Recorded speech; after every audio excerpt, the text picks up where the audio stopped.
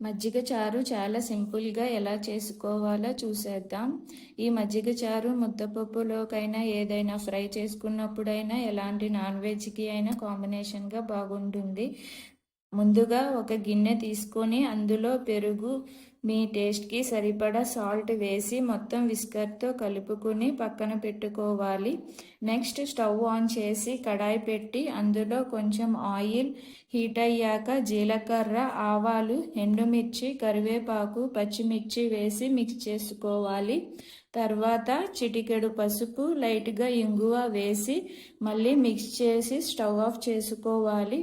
పక్కన పెట్టుకున్న పెరుగులో వాటర్ చూసుకుని వేసుకొని మిక్స్ చేస్తూ వేగించుకున్న ఆ పోపులు వేసుకోవడమే.